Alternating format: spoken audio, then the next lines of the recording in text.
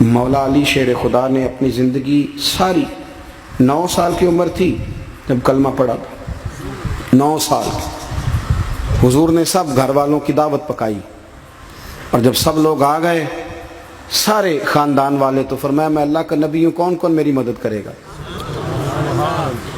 آپ کو پتہ ہے نا کہ جب مشکل وقت آتا ہے نا، یہ تو تب پتہ چلتا ہے نا ساتھ کون چلتا ہے۔ امیر آدمی ہو نا، جس کے پاس 10 کروڑ روپیہ ہو اور وہ اپنے مکان کا تیسرا لینٹر ڈالنے لگے نا، تیسرا، تو سارے بڑے بڑے لوگ آ کے پوچھتے ہیں چودھری صاحب کوئی ضرورت ہوئی تو بتانا، پیسے پوچھے۔ تو غریب آدمی کی چھت گر جائے تو اسے کوئی بھی نہیں پوچھتا، بلکہ جن سے تعلق ہوتا ہے وہ بھی موبائل بند کر لیتے ہیں، وہ کہتے ہیں اب اس نے واپس کیسے کرنے۔ حضرت مولا علی اس زمانے میں جب سام سونگ گیا سب کو، حضور نے فرمایا کون کون میرے ساتھ چلے گا؟ روٹی بھی کھا لی، گھر بھی آ گئے، صادق اور امین بھی کہہ دیا، جب کہا چلے گا کون کون؟ چپ کر گئے۔ تو حضرت علی کہتے جب میں نے حضور کے چہرے پر ذرا پریشانی دیکھی نا، یہ چلتے کیوں نہیں، تو آپ فرماتے ہیں کہ ابھی میں کھجور کھا رہا تھا، کرتا لمبا پہنا ہوا تھا، سب سے پیچھے بیٹھا تھا، اور حضرت علی کا قد بھی درمیانہ تھا۔ آپ فرماتے ہیں میں اٹھا اور کھجور ابھی میرے منہ میں تھی، جھٹپٹ میں نے اسی طرح نکال کے جیب میں ڈالی، اور میں پنجوں کے بل کھڑا ہو گیا، دونوں بازو کھڑے کر کے کہا حضور یہ نہیں بولتے تو نہ بولے، انا ناصرو کا یا رسول اللہ، انا حافظو کا یا رسول اللہ۔ حضور آپ جہاں جہاں کہیں گے علی آپ کا مددگار بنے گا، دین کی مدد کرے گا، اور اگر آپ تک کوئی آئے گا تو علی آپ کی حفاظت کرے گا۔ 9 سال کی عمر میں چلے علی دین کی نوکری کے لیے، پھر بدر میں بھی پہلی صف میں، احد میں بھی پہلی صف میں، خندق میں بھی پہلی صف میں۔ ایک جنگ میں حضور نے کہا علی تو رہ جا، اس دفعہ رہ جا، تو عرض کی رو پڑے حضرت علی، دلیر آدمی تھے، رو پڑے، کہنے لگے حضور آپ مجھے بچوں اور عورتوں کے پاس چھوڑ کے جا رہے ہیں، حضور مجھے لے چلے، میں میدان کا زندگی ساری گزار دی، ساری زندگی گزار دی، اپنے زمانے میں آپس کا اختلاف بھی دیکھا، ساری زندگی شیر خدا نے دین کو دے دی۔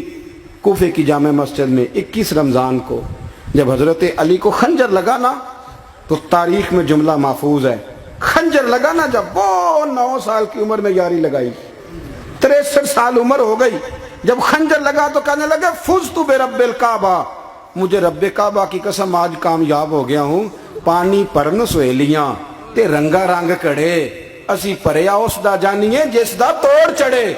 کہا دیکھو بھائی میں آج کامیاب ہو گیا، میں کامیاب ہو گیا، وہ جو میں نے کہا تھا حضور میں ساتھ رہوں گا، تے لے سجنا سا توڑ نبھائی، جان دیتی راہ تیرے، دے دیا ہر چیز دین کو دے دی۔ کون سی پراپرٹی چھوڑ کے گئے پیچھے، کون سا نظام بنا کے گئے؟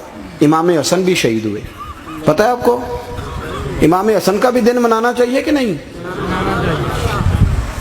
ان کے یوم وصال پہ بھی کوئی جلسہ کر لیا کرو، بڑے ہیں امام حسین سے، جدھر سارا زمانہ چلتا ہے ادھر چل پڑتے ہو۔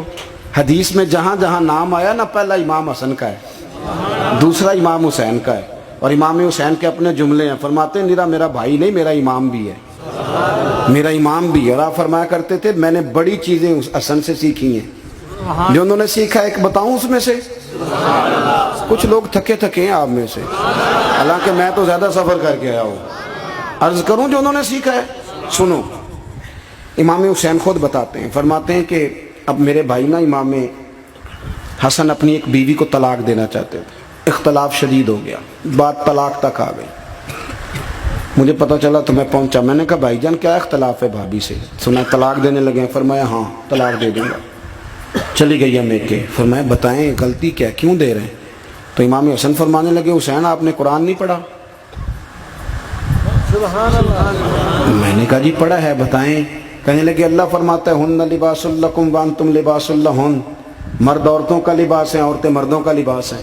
فرمایا میری بیوی میں کوئی کمزوری ہوگی تو میں پردہ ڈالوں گا کہ دنیا کو بتاؤں گا؟ امام حسین کہتے ہیں میں نے اٹھ کے بھائی کا ہاتھ چوما، میں نے کہا آیت میں نے پہلے بھی پڑھی تھی، تفسیر آج سمجھ میں آئی ہے، تفسیر آج سمجھ میں آئی ہے، میرے بڑے بھائی نے سمجھائی ہے، سمجھ میں آئی۔ کہتے ہیں کچھ دنوں کے بعد امام حسن نے بیوی کو طلاق دے دی، میں پھر آیا اور میں نے کہا میرے شانوں والے بھائی آپ بھی بتا دیں کیا مسئلہ تھا؟ تو کہتے میرا ماتھا چوما میرے بڑے بھائی نے، اور کہنے لگے حسین چھوڑ، وہ غیر محرم بی بی ہے، میں کسی غیر کی باتیں تیرے ساتھ کیا کروں، طلاق دے دی، غیر محرم ہو گئی، اب اس کا ذکر کیا چھیڑنا۔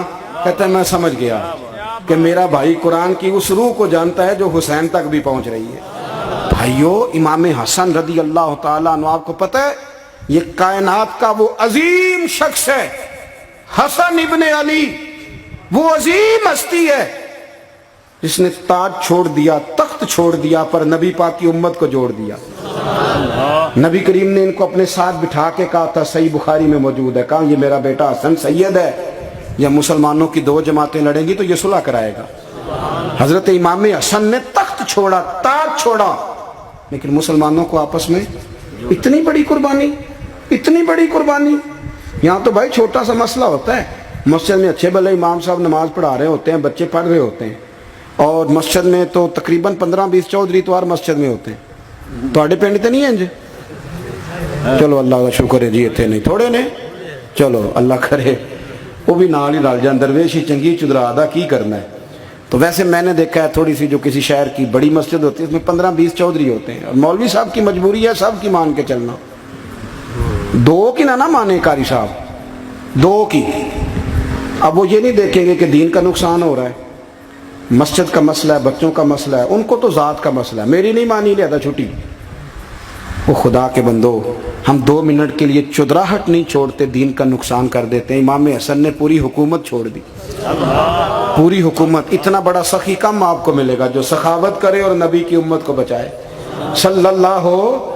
یہ بات بیان نہیں ہوتی، اکثر نہیں ہوتی، شاید پورے کربلا میں آپ نے نہ سنی ہو، الا ماشاءاللہ۔ اس کو سمجھے امام حسن۔ اور پھر مزے کی بات، امام حسن بھی شہید ہوئے، انہیں زہر دیا گیا، اور جب وہ شدید بیمار ہو گئے نا، زہر اثر کر گیا، تو امام حسین آئے، بڑے پریشان ہوئے، رو پڑے، کہنے لگے بھائی مجھے بتاؤ کس نے زہر دیا؟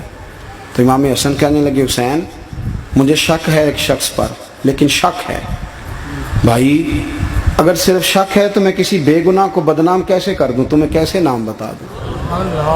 یہ نامعلوم پرچے کراتے نہیں ہم روز ہی نامعلوم پرچے، جس پہ دشمنی ہے اس کا نام لکھا دو، ختم ہو گئی بات۔ امام حسن کی تربیت دیکھو، فرمانے لگے جس پر مجھے شک ہے اس کا نام بتا دوں، تو اگر وہ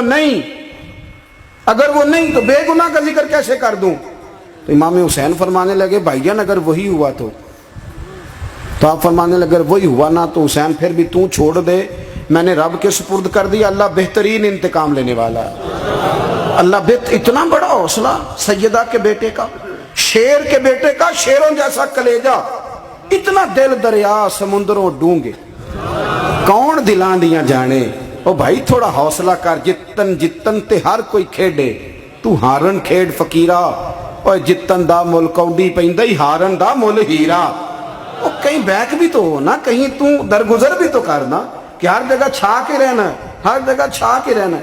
میرے ایک سنگی ہیں، آپ کو پتہ ہے یہ جو سٹیج پہ بیٹھنے والے لوگ ہوتے ہیں نا، یہاں تو اچھے لوگ بیٹھے ہیں، میری طرح کے جو لوگ جو سٹیج پہ بیٹھنے کا عادی ہو جاتا ہے وہ نیچے بیچارہ بیٹھ بھی نہیں سکتا، یہ مسئلہ ہو جاتا ہے۔ میں اکثر کہتا ہوں کہ کبھی نیچے بیٹھ کے تو دیکھو کیا فرض ہوتا ہے۔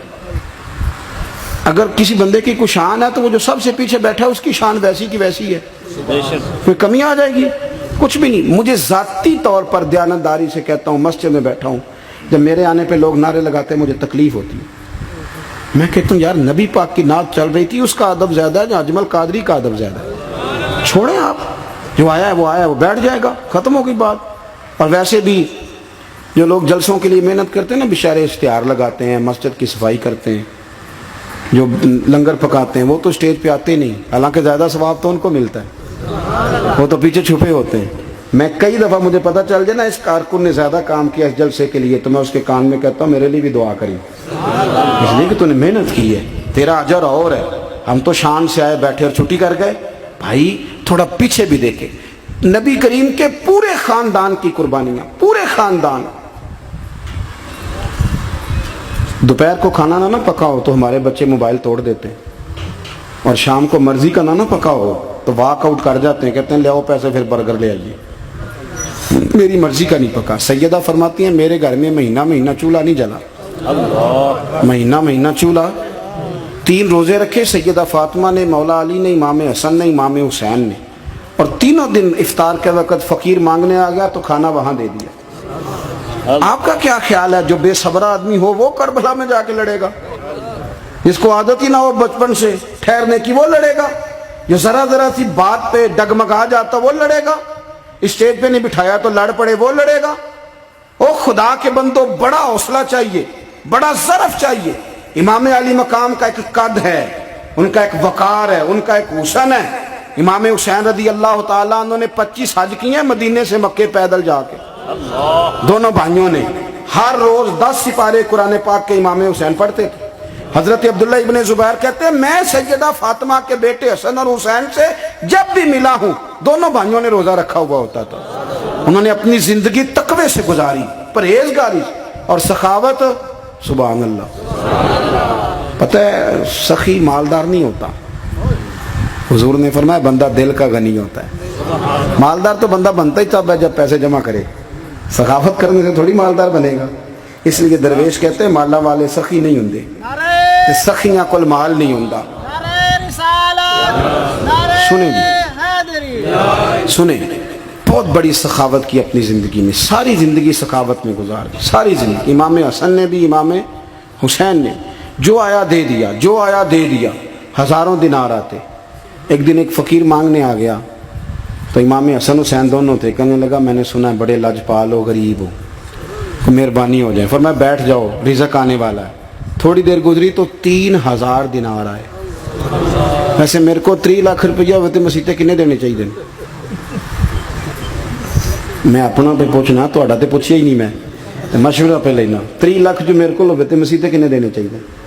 تسی ظاہر ہے ان کو دیانتداری والا مشورہ ہی دینا ہے نا، جن کرنا جی وہی دسنا جی نا۔ کتنا؟ 1000؟ ہاں، میں کبھی کبھی پیار سے بات سناتا ہوں۔ ایک سنگی میرے پاس آیا، کہنے لگا سب دعا کرو اللہ میں پیسے دے، میں وہ راہ چ دیاں گا۔ میں کہ یا اللہ انہوں 10 کروڑ دے، 9.5 کروڑ تیرے راہ دے چھڑے گا۔